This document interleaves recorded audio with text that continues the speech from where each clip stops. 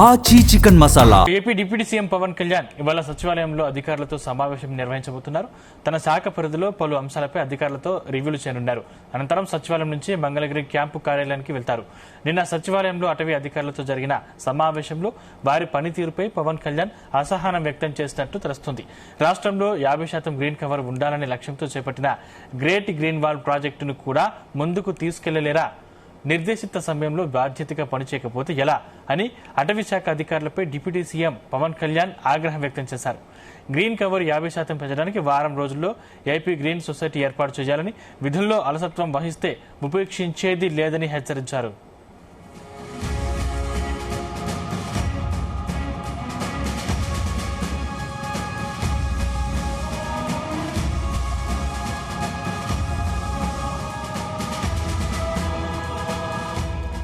China, Japan, Singapore దేశాల్లో పట్టుబడిన ఏపీకి చెందిన ఎర్రచందనాన్ని కేంద్ర పర్యావరణ, అటవీ శాఖతో సమన్వయం చేసుకుంటూ దేశానికి తిరిగి రప్పించే ప్రక్రియ ఎంతవరకు వచ్చిందని ప్రశ్నించారు. నిర్దేశిత కార్యక్రమాల్ని ముందుకు తీసుకెళ్లడంలో, అటవీ భూముల పరిరక్షణలో బాధ్యతగా పనిచేయాలని కొందరు అధికారులపై మండిపడ్డారు.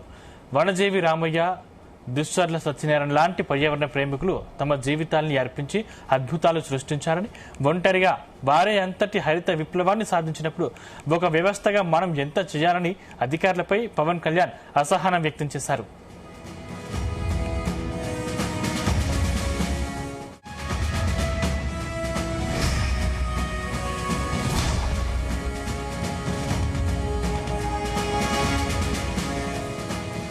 రాష్ట్రంలో ఎంత అటవీ భూమి కబ్జాకు గురైంది, దానిలో ఎంత స్వాధీనం చేసుకున్నారు, ఎవరెవరిపై కేసులు నమోదు చేశారో అటవీశాఖ వెబ్సైట్లో పొందపరచాలని అధికారులను పవన్ కళ్యాణ్ ఆదేశించారు.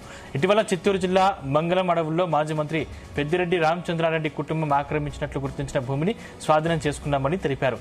కడప జిల్లాలో సజ్జల రామకృష్ణారెడ్డి కుటుంబం ఆక్రమించుకున్న అటవీ భూమిని వెనక్కి తీసుకొచ్చామన్నారు.